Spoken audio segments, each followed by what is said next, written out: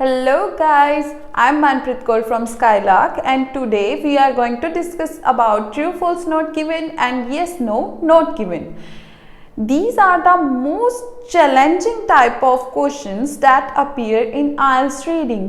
तो स्टूडेंट्स जब भी हम इन्हें करने की कोशिश करते रहेंगे तो उतने ही ये हमारे लिए आसान होते रहेंगे, मुश्किल नहीं होंगे, आसान होते रहेंगे।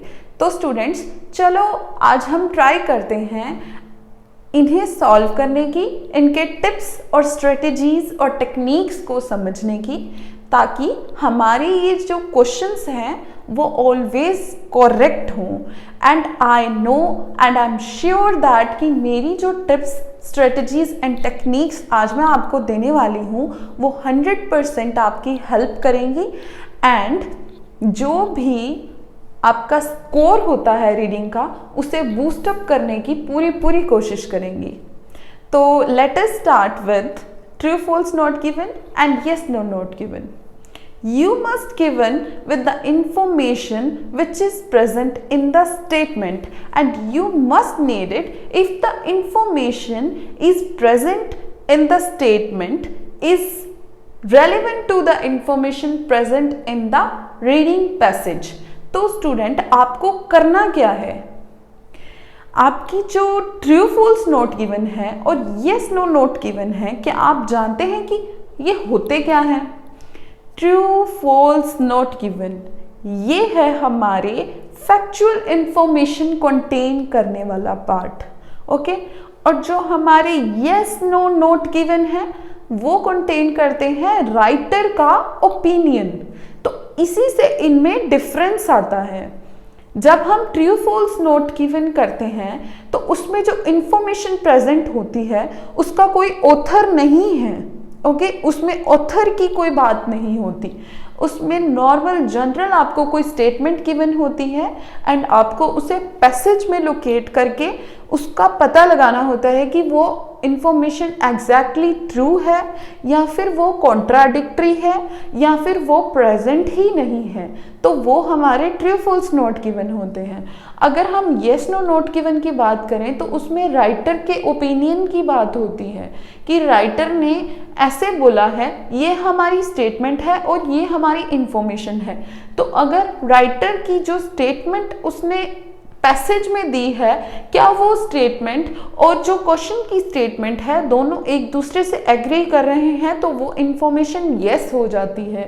और अगर वो दोनों एग्री नहीं कर रहे हैं, वो कॉन्ट्राडिक्टरी हैं कि राइटर का ओपिनियन कुछ और था और हमारी स्टेटमेंट में जो राइटर का ओपिनियन गिवन है वो कुछ और है, तो क्या हो जाएगा, वो सिचुएशन कॉन्ट्राडिक्टरी हो जाएगी एंड हमारा जो आंसर है वो नो हो जाएगा।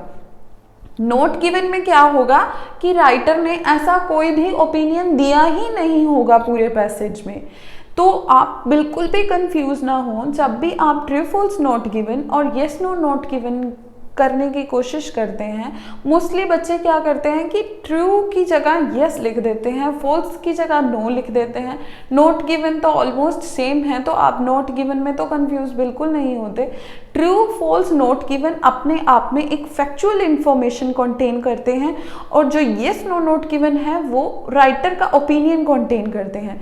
सिर्फ इनमें एक ही डिफरेंस है, अदरवाइज इनकी स्ट्रेटजीज, टेक्निक्स और टिप्स ये तीनों बिल्कुल सेम होती हैं, ओके। तो आज हम बात करते हैं सबसे पहले उन चीज़ों की, उन डिफ़िकल्टीज की जो कि स्टूडेंट्स को आती हैं जब वो इन्हें अटेम्प्ट करते हैं। तो सबसे पहली जो हमारी प्रॉब्लम हमें आती है इन्हें सॉल्व करने में वो है पैराफ्रेजिंग या फिर सिनोनिम्स को ढूंढना। तो इसमें बच्चों को प्रॉब्लम क्यों आती है? सबसे पहली बात कि जब भी हमें कोई स्टेटमेंट गिवन होती है ना तो हम उसके मीनिंग को जब समझने की कोशिश करते हैं तो वैसी ही इंफॉर्मेशन हमें पैसेज में मिल जाती है, ओके। तो उसे हमें पैराफ्रेज करके ही पता चलता है कि ये वही वाली इंफॉर्मेशन है जो स्टेटमेंट में प्रेजेंट है। तो हमें अगर पैराफ्रेजिंग आती होगी तभी तो हम इंफॉर्मेशन को लोकेट कर पाएंगे। तो इसीलिए मैं आपको बोल रही हूँ कि सबसे पहली बात है कि आप अपनी इस डिफ़िकल्टी को सॉल्व करने की कोशिश करें, आप पैराफ्रेजिंग को सीखें, ताकि एटलीस्ट आपके पैराफ्रेजिंग में जो मार्क्स आपके कम होते जा रहे हैं पैराफ्रेजिंग की वजह से, वो आप उन्हें कम होने से रोकें। जैसे कि आपके पैराफ्रेजिंग की वजह से मार्क्स कट होते जा रहे हैं, तो आप पैराफ्रेजिंग अगर अच्छे से सीख लेंगे तो आपके वो एटलीस्ट वो वाले मार्क्स आपके कट नहीं होंगे। तो आपको अगर करेक्टली क्वेश्चन करने हैं तो प्लीज़ पैराफ्रेजिंग पर ध्यान दें, उसे सीखने की कोशिश करें। जितनी आप रीडिंग की प्रैक्टिस करोगे उतनी ही आपकी पैराफ्रेजिंग इम्प्रूव होती जाएगी। तो हमारी सेकंड डिफ़िकल्टी क्या होती है? सेकंड डिफ़िकल्टी हमें ये आती है कि हम जो क्वेश्चन में इंफॉर्मेशन गिवन होती है उसमें से हम ना कीवर्ड ढूंढना शुरू कर देते हैं। अब देखो, कीवर्ड तो हम ढूंढ लेते हैं, बट उसी स्टेटमेंट में क्या है कि एक छोटा सा ऐसा वर्ड गिवन होता है जिसकी वजह से हमारी जो स्टेटमेंट की इंफॉर्मेशन और जो पैसेज में इंफॉर्मेशन है वो दोनों की दोनों बिल्कुल कॉन्ट्राडिक्टरी होती हैं। तो आपने अगर 4 कीवर्ड लोकेट कर लिए, 1 2 3 4, वो भी बड़े बड़े से, ओके, तो आपने बड़े बड़े तो लोकेट कर लिए, उनको पैराफ्रेज भी कर लिया, उनके सिनोनिम भी देख लिए, वो बिल्कुल एग्जैक्ट मिल गए, तो आपने बड़ा बड़ा लिख दिया ट्रू, क्योंकि आपको वो 4 कीवर्ड मिल गए। बट अब सोच के देखो एक बार कि वहाँ जो स्टेटमेंट थी उसमें लिखा हुआ था ऑल, और जो आपकी पैराग्राफ में स्टेटमेंट थी उसमें लिखा हुआ था सम। तो ऑल और सम में कितना फर्क है स्टूडेंट्स? ऑल का मतलब होता है 100%, तो जो सम है उसका मतलब होता है कि कुछ मतलब कि थोड़ा सा। तो अब थोड़ा सा और पूरा, उन दोनों चीजों में फर्क नहीं हुआ, तो क्या आंसर होना चाहिए था? फॉल्स, बट आपने बना दिया उसे true just because of keywords. तो आप अगर कीवर्ड्स पर ध्यान देते रहोगे तो ट्रू फॉल्स नॉट गिवन और यस नो नॉट गिवन कभी ठीक हो ही नहीं पाएंगे। आप कीवर्ड्स को ढूंढना बंद करें, आप सिर्फ और सिर्फ आपको लाइन का मीनिंग ढूंढना है, मीनिंग ढूंढने पर ध्यान दें। जब आपने मीनिंग को पता लगा लिया ना, तो आपका 100% ट्रू फॉल्स नॉट गिवन बिल्कुल करेक्ट होगा। ओके, तो आगे चलते हैं हमारे थर्ड पॉइंट की तरफ कि कुछ बच्चे फॉल्स और नॉट गिवन में कंफ्यूज हो जाते हैं। तो वो जो फॉल्स है ना, फॉल्स का मतलब होता है कि इंफॉर्मेशन जो गिवन है और जो स्टेटमेंट में है वो दोनों कॉन्ट्राडिक्टरी होती हैं। मतलब कि जो फॉल्स में इंफॉर्मेशन गिवन होगी, जो हमारी स्टेटमेंट है, क्वेश्चन है हमारा, उसमें जो इंफॉर्मेशन गिवन होगी वो थोड़ी बहुत पैसेज की इंफॉर्मेशन से अलग होगी। एंड जो नोट गिवन है, नोट गिवन का मतलब होता है कि इंफॉर्मेशन पैसेज में होगी ही नहीं। तो इन दोनों चीज़ों में कंफ्यूज होने की बिल्कुल भी ज़रूरत नहीं है, बिल्कुल अलग है ये दो। इनमें क्यों कंफ्यूज हो रहे हो स्टूडेंट्स? इस पे भी ध्यान दो। आप इसका भी मतलब एक सिंपल सा आंसर मेरे पास आपके लिए यही होगा कि फॉल्स जो है, फॉल्स की इंफॉर्मेशन आपको पैसेज में लोकेट हो जाती है और नॉट गिवन की नहीं होती। ठीक है, तो अब हम चलते हैं हमारे टिप्स की तरफ। इतना जो मैंने आपको अभी तक बताया ये था हमारा general introduction about true false not given and वो प्रॉब्लम्स जो आप सभी को ये करने में आ रही हैं। ओके, तो अब हम जो करने जा रहे हैं वो इस वीडियो का सबसे मोस्ट इम्पोर्टेंट पार्ट है एंड आपको इस पार्ट पर सबसे ज़्यादा ध्यान देना है। आपको वीडियो को एंड तक ज़रूर देखना है, क्योंकि मैंने आपको ये जो अब टिप्स देने वाली हूँ मैं, ये टिप्स के रिलेटेड मैंने पीछे जो सॉल्व भी करके दिखाए हैं क्वेश्चंस वो भी प्रेजेंट हैं। तो आपको अगर अप्लाई भी करनी है टिप्स तो आपको पूरी वीडियो देखनी पड़ेगी। सबसे पहली टिप जो है वो ये है, spend time for reading and analysing the statement. जैसा कि मैं आपको पहले भी बता रही थी कि जब आप इन्हें क्वेश्चंस को देखते हैं ना, सबसे पहले तो इंस्ट्रक्शंस में आपको ये गिवन होता है कि जो ट्रू है वो स्टेटमेंट एग्री करेगी आपकी पैसेज की इंफॉर्मेशन के साथ। फिर फॉल्स लिखा होता है और फॉल्स के आगे लिखा होता है कि जो इंफॉर्मेशन है वो कॉन्ट्राडिक्ट होगी। और जो थर्ड पे आपको लिखा होता है वो होता है नोट गिवन। तो नोट गिवन की इंफॉर्मेशन वो बताते हैं कि पैसेज में नहीं होगी। ये तो क्लियरली उन्होंने सबसे ऊपर हेडिंग लिखी होती है, मतलब कि हमें कंफ्यूज होने की तो ज़रूरत है ही नहीं। अब उसके बाद आपके क्वेश्चंस गिवन है, तो जो स्टेटमेंट आपको फर्स्ट नंबर पर गिवन है आपको उस पर पूरा ध्यान देना है। आपको क्या करना है, उस स्टेटमेंट को समझने की अच्छे से कोशिश करनी है। अब आपने उस स्टेटमेंट को अगर समझ लिया, स्टेटमेंट को समझने से आप उसका पैराफ्रेज जो भी गिवन होगा ना उसे आप लोकेट कर पाओगे। अब जब आपने इंफॉर्मेशन को लोकेट किया तो क्या होगा, आपको करेक्ट मीनिंग पता है एंड आपको पैराफ्रेज भी पता है, तो आपकी इंफॉर्मेशन जो आपने उसमें ढूंढी है वो अगर एग्जैक्टली मैच होगी तो आप ट्रू लिख दोगे। बट अगर आपने क्या किया, आपने सेकंड टिप जो हमारी है असल में मीनिंग ढूंढने की, पहले आपने रीड किया, एनालाइज किया। सेकेंड टिप में आपको कीवर्ड बिल्कुल नहीं ढूंढने, you should try only to find out the meaning of the statement. Okay, आपको कीवर्ड बिल्कुल भी नहीं देखने, कीवर्ड आपके आंसर को गलत करा रहे हैं बच्चों, बिल्कुल ना देखें आप कीवर्ड्स को, बिल्कुल भी नहीं। आपको वर्ड पूरे एक एक वर्ड का मीनिंग पता होना चाहिए जो स्टेटमेंट में लिखा हुआ है, तभी आपका आंसर करेक्ट होगा। ओके, तो आपने जब वो स्टेटमेंट को रीड किया, एनालाइज किया, सेकंड टिप है आपको मीनिंग पता चला। मीनिंग पता चलने के बाद क्या हुआ, आपने वो इंफॉर्मेशन को पैसेज में लोकेट किया। अब जब वो पैसेज में लोकेट हो गई, मीनिंग भी आपको पता है, पैराफ्रेज भी आपने कर लिया, सब कुछ तो कर लिया, तो आंसर मिल जाएगा ना, इजीली मिल जाएगा, बहुत आसानी से मिल जाएगा आंसर्स। तो फिर अब बात यहाँ पे ये आती है कि अगर आप फिर भी नहीं कर पा रहे हैं तो एक और तरीका है।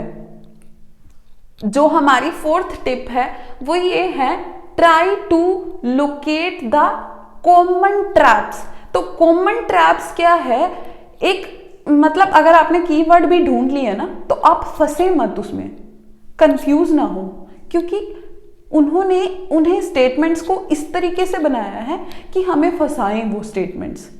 तो वो जो ट्रैप है ना, ट्रैप का मतलब होता है कि हम फंस जाते हैं, उनकी जो उन्होंने जाल बिछाया है ना उसमें हम फंस जाते हैं। हमें फंसना नहीं है, हमने अगर मीनिंग को क्लियर कर लिया है ना तो ट्रैप में तो फंसने की जरूरत ही नहीं है फिर, क्योंकि छोटी छोटी सी बातें होती हैं। जैसे स्टेटमेंट में होगा मेजॉरिटी, आप समझते हैं ना मेजॉरिटी का मतलब क्या है और मोस्ट ऑफ द का मतलब क्या है, तो ये दोनों चीजें भी तो बिल्कुल अलग हुई। तो आपको इन चीजों पर भी ध्यान देना है, जो कि छोटी छोटी ट्रैप्स उन्होंने बनाई हुई है ना आपको फंसाने के लिए। उससे बचने के लिए आपको क्या करना होगा, आपको जो स्टेटमेंट है उसे 3-4 बार रीड करके, एनालाइज करके, अच्छे से ध्यान देके ट्रैप को भी ढूंढना होगा। ट्रैप ढूंढ लिया तो फिर तो बिल्कुल ही नहीं गलत होगा, आंसर 100% ठीक होगा। ठीक है, तो उसके बाद एक और टिप है कि जो आंसर्स हैं वो हमेशा आपको ऑर्डर में ही मिलेंगे। फर्स्ट, अगर फर्स्ट लाइन में है तो सेकंड, थर्ड किसी भी लाइन में हो सकता है, थर्ड उसके नीचे होगा, फोर्थ उसके नीचे, फोर्थ जो फिफ्थ है वो उसके बाद होगा। तो इसी तरह से आपका जो है फ्लो आंसर्स का वो चलेगा। अब आप एक और चीज़ है, अगर आपको नोट गिवन की इंफॉर्मेशन नहीं मिलती ना तो स्टूडेंट्स क्या करते हैं कि ऊपर से लेके पूरा नीचे तक, एंड तक पूरा पैसेज में उसे ढूंढने की कोशिश करते रहते हैं। अब जब इंफॉर्मेशन है ही नहीं तो आपको मिलेगी कहाँ से, बट ये आपको पता कैसे लग सकता है।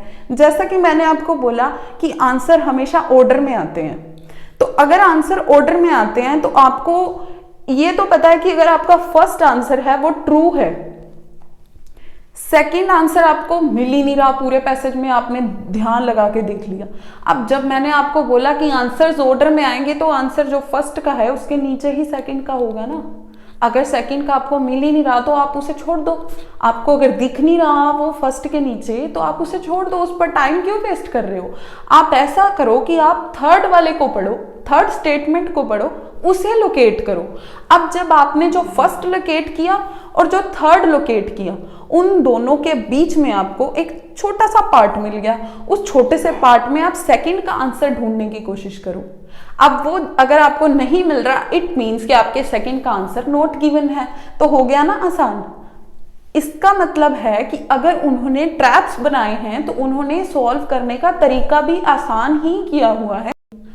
हमने ही समझने में गलती कर दी है कि जो आंसर्स अगर ऑर्डर में हैं तो नॉट गिवन को पूरे पैसेज में ढूंढ के अपना टाइम क्यों वेस्ट करना। स्टूडेंट्स देखो, ये चीज भी आपको याद रखनी पड़ेगी कि आंसर्स ऑर्डर में होते हैं।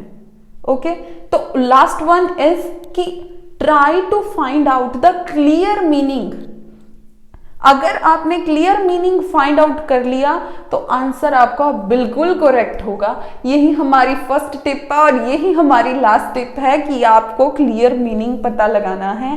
क्लियर मीनिंग से आपका आंसर करेक्ट हो जाएगा। आपको पैराफ्रेजिंग आनी चाहिए, आपकी रीडिंग अच्छी होनी चाहिए, आपको सिनोनिम्स पता होने चाहिए, आपकी वोकैबुलरी एकदम परफेक्ट होनी चाहिए। और अगर आप ये सब कुछ कर पा रहे हैं तो आपके ट्रू फॉल्स नॉट गिवन और यस नो नॉट गिवन कोई भी गलत नहीं कर सकता। ओके, तो चलो हम एक पैसेज में ट्रू फॉल्स नॉट गिवन को सॉल्व करके देखते हैं। So students, the name of the passage is raising the Mary Rose. Raising the Mary Rose से हमें ये पता चलता है कि ये किसी शिप से रिलेटेड है। हेडिंग से ये थोड़ा पता चल रहा है बिकॉज उसके बाद लिखा हुआ है how 16th century warship was recovered from the sea bed. कि एक वॉरशिप मतलब कि जो लड़ाई में शिप यूज होती है, उस शिप को सी बेड से, मतलब कि वो सी के बेड तक पहुंच गई थी, वो सी के एंड पॉइंट तक, नीचे तक पहुंच गई थी, वहां से उसे निकाल के रिकवर कैसे किया गया। ओके, तो मतलब कि मैरी रोज के बारे में ये सारी पैसेज होगी। ओके, तो जैसे मैंने आपको पहले भी लास्ट जो मैंने फिलअप्स पे वीडियो बनाई हुई है ना, उस पे मैंने ये चीज बताई थी, आपको कुछ टिप्स दिए थे कि आपको जो पैसेज है उसे स्कैन करना होता है सबसे पहले। तो स्कैनिंग में आपको हेडिंग रीड करके उसके बाद जितने भी पैराग्राफ्स हैं उनकी फर्स्ट जो सेंटेंसेस हैं उन्हें रीड करके ये ओवरव्यू सा मिल जाता है, ताकि आप जब भी पीछे के क्वेश्चंस करेंगे तो आप इंफॉर्मेशन को लोकेट करने में टाइम वेस्ट नहीं होगा आपका। ओके, तो स्कैनिंग बहुत ज़रूरी है स्टूडेंट्स। ओके, तो उसके बाद सेकंड ये चीज़ मैंने आपको उस वीडियो में बताई थी कि आपको इंस्ट्रक्शंस को भी केयरफुली पढ़ना है। जैसे कि बच्चे कई बार ट्रू फॉल्स नॉट गिवन की जगह यस नो नॉट गिवन लिख देते हैं ना, तो इसलिए इसमें भी आपको इंस्ट्रक्शंस पढ़ना बहुत ज़रूरी है। आपको इंस्ट्रक्शंस कैसे पढ़नी है, ये यहाँ पे जो गिवन होती हैं कि ट्रू है, फॉल्स है और नॉट गिवन है, इन तीनों में से ही आपका एक आंसर होगा। ओके, एंड आपको अगर ट्रू फॉल्स नॉट गिवन करने हैं तो ये आपको रीड करके पैसेज में इंफॉर्मेशन लोकेट करनी पड़ेगी। तो let us start students with first true false not given, that is first statement, there is some doubt about what caused the Mary Rose to sink. There is some doubt, मैंने आपको बोला था ना कि सबसे पहले उसे रीड करो और एनालाइज करो। तो अब हमने रीड किया है तो अब हम इसे एनालाइज भी करते हैं। देयर इज सम डाउट, कि कुछ डाउट है, about what cause the Mary Rose to sink. किस चीज के बारे में है डाउट, कि जो मैरी रोज है वो सिंक कैसे हुई, वो कैसे डूब गई। ठीक है, इस चीज के बारे में एक डाउट है। तो क्वेश्चन का मीनिंग भी क्लियर हो गया ना एनालाइज करने से, तो कीवर्ड फाइंड आउट करने की कोई जरूरत पड़ी हमें। अब हमें क्लियर मीनिंग पता है कि जो मैरी रोज है वो सिंक हुई, वो डूबी है, नीचे चली गई है पानी में। तो उसके डूबने का जो कारण है ना, वो उस पर सबको डाउट है। अब डाउट क्या है वो हमें पैसेज में देख के ही पता चलेगा। तो ऑब्वियसली जब हम ट्रू फॉल्स नॉट गिवन कर रहे हैं तो वो हमारे पैसेज के एकदम बाद फर्स्ट क्वेश्चन वही आया है, तो हमारी इंफॉर्मेशन जो है वो फर्स्ट या सेकंड पैराग्राफ में ही लोकेट हो जाती है। ओके, तो स्टेटमेंट हमने रीड की, वो हमें समझ आई, तो अब हम पैसेज की तरफ देखते हैं एंड फिर हमें पता चलेगा कि वो लोकेशन कहाँ पर है। यहां पर आपको फर्स्ट पैराग्राफ में दिया हुआ है कि accounts of what happened to ship vary while witnesses agree that she was not hit by the French. Some maintain that she was outdated, overladen and sailing too low in the water. Others that she was mishandled by undisciplined crew. तो यहाँ पर क्या है कि किसी को भी ये नहीं पता चला कि वो डूबी क्यों। काफ़ी विटनेसेस बने, कईयों ने ये कहा कि जो शिप है वो आउटडेटेड हो गई थी, वो ओवरलेडन हो गई थी। कईयों ने कहा कि वो ज़्यादा लो चली गई थी पानी में इसलिए डूब गई। कई लोगों ने ये बोला कि जो शिप थी उसे मिस हैंडल किया गया या फिर अनडिसिप्लिन्ड थी क्रू, इसलिए वो मतलब हैंडल नहीं कर पाई शिप को, तो इसलिए वो डूब गई। तो इतने सारे विटनेसेस हैं, बट फिर भी स्टार्टिंग में, इस लाइन के स्टार्टिंग में क्या लिखा है, what happen to the ship vary, कि अभी पता नहीं चल पाया, इस चीज के बारे में डाउट है। तो ऑब्वियसली हमारा आंसर क्या होना चाहिए यहाँ पर, ट्रू। तो फर्स्ट का आंसर हो जाएगा true. The Mary Rose was the only ship to sink in the battle of 19 July 1545। अब डेट आ गई जहां पर, तो डेट को लोकेट करना तो बहुत आसान हो जाएगा। तो चलो लोकेट करते हैं कि ये डेट कहां पर लिखी है। ये पैसेज की फर्स्ट जो ऑन 19 जुलाई 1545 फर्स्ट लाइन में ही आपको लोकेट हो जाएगी। इसमें आपको ये रीड करना है। अब हमने जब क्वेश्चन रीड किया था तो उसका साफ साफ मीनिंग पता चल रहा था कि जो ये शिप है ना, ये शिप डूबी, अकेली डूबी और कोई शिप इसके साथ नहीं डूबी वॉर में। ओके, तो ये चीज हमें ढूंढनी है कि बैटल में क्या सिर्फ मैरी रोज ही डूबी थी या फिर कोई और शिप भी इसके साथ डूबी थी। अगर मैरी रोज अकेली डूबी होगी तो ये स्टेटमेंट हमारी ट्रू हो जाएगी। ये अगर गिवन ही नहीं हुआ तो ये स्टेटमेंट नॉट गिवन हो जाएगी। और अगर ये स्टेटमेंट का कॉन्ट्राडिक्टरी गिवन हुआ कि मैरी रोज के अलावा और भी डूबी हुई, तो फिर ये फॉल्स हो जाएगी। तो चलो हम फाइंड आउट करते हैं। English and French fleets were engaged in a sea battle off the coast of southern England in the area of water called the Solent between Portsmouth and the Isle of Wight. Among the English vessels was warship by the name of Mary Rose. तो अभी तक तो कुछ भी ऐसा देखने को नहीं मिला इस डेट के बाद जिसमें उन्होंने ये इंफॉर्मेशन दी हो कि जो ये ओनली मैरी रोज ही डूबी थी या फिर इसके साथ और भी कोई शिप डूबी थी। तो हमारा फर्स्ट आंसर भी उसके साथ हम पहुंच चुके हैं। फर्स्ट आंसर के बाद भी अगर हम ध्यान दें तो वहां पर भी ये चीज़ नहीं बताई हुई, बल्कि आगे उन्होंने ये बताना स्टार्ट कर दिया है कि जब ये डूबी थी तो इतने मीटर नीचे चली गई थी, यहाँ पर ये सामान पड़ा था, यहाँ पर ये सामान पड़ा था। तो मतलब ये चीज़ तो कहीं पर भी अवेलेबल नहीं है। तो अब हमारा आंसर क्या होगा, नॉट गिवन। ओके, क्योंकि ये गिवन ही नहीं है। पहली बात तो जब मैंने आपको टिप्स दिए थे तो टिप्स में मैंने आपको ये चीज़ बता दी थी कि नॉट गिवन जो है ना, वो आपको जैसे आंसर ऑर्डर में आ रहे हैं ना, तो फर्स्ट का आंसर अगर आपका ट्रू आया है और जहां पर भी वो लोकेशन आपको मिली है आपको हमेशा उसके बाद ही देना है। तो सबसे बड़ी गलती उन्होंने खुद ही की है हमें समझाने के लिए कि आपका ये आंसर नॉट गिवन है। वो गलती क्या है कि उन्होंने लिख दिया है 19 जुलाई 1545 जो कि पैराग्राफ की स्टार्टिंग में गिवन है, बट हमारा आंसर पैराग्राफ की सेंटर में लोकेट हुआ था अभी। इससे हमें ये पता चलता है कि अगर इंफॉर्मेशन गिवन होती तो वो ऑब्वियसली हमारे फर्स्ट आंसर के बाद गिवन होती। ठीक है, जो जहाँ पे हमने पहले लोकेट किया उसके बाद होनी चाहिए थी, बट उनके पहले ही डेट दिखाने का कारण यही था कि ये इंफॉर्मेशन नॉट गिवन है। ओके, तो चलो हम नेक्स्ट पर चलते हैं। Most of one side of the Mary Rose lay undamaged under the सी। कहते हैं कि मैरी रोज की एक साइड जो थी वो अनडैमेज्ड रह गई थी। ओके, कि मतलब एक साइड से ही वो डूबी थी, दूसरी साइड उसकी बिल्कुल ठीक थी। अनडैमेज्ड का मतलब है कि बिल्कुल ठीक थी एक साइड। तो अब हम पीछे ढूंढते हैं कि वो सच में अनडैमेज्ड रह गई थी।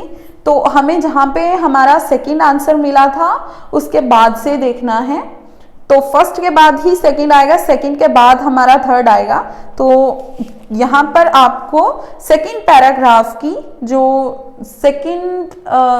जो फोर्थ लास्ट लाइन है उसे रीड करना है।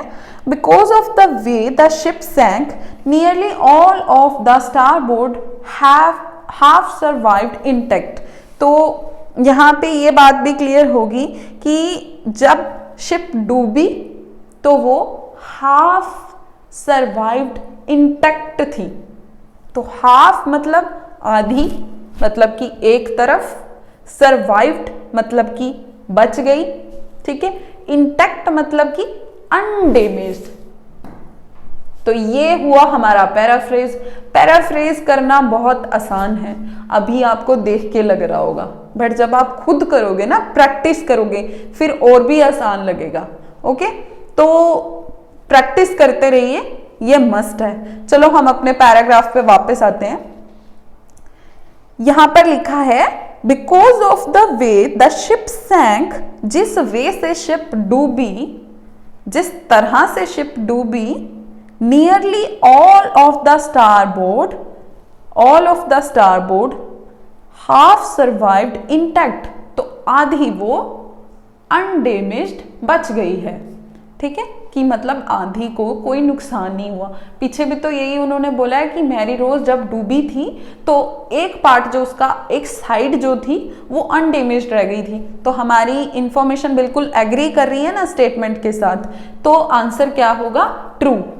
तो अब एक सबसे बढ़िया ट्रिक जो मैं आपको देने वाली हूं, सबसे जरूरी है जो, वो ये है कि हमारे पास ये 4 ही थे ना, 4 स्टेटमेंट्स थी।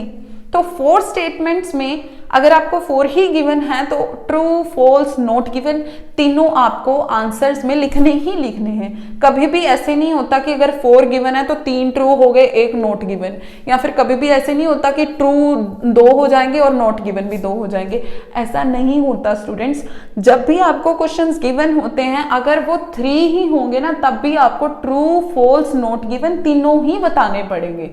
ओके, तो जैसे कि अब हम सॉल्व कर रहे थे तो हमारे 2 बार ट्रू और 1 बार नॉट गिवन हो चुका है, तो बचा क्या है? फॉल्स। मतलब कि हमारा लास्ट वाला जो आंसर है ना वो फॉल्स ही होने वाला है। तो ये हुई ना सबसे मैजिकल टिप, तो इसे भी आप जरूर याद रखें। ये भी कभी कभी आपका अगर लक अच्छा है तो आपके काम आ सकती है। ओके, तो चलो वैसे हम इसे सॉल्व भी करके देख लेते हैं, एक बार लोकेट करके देख लेते हैं क्या ये सच में ही फॉल्स है। तो Alexander McKee knew that the wreck would contain many valuable historical objects।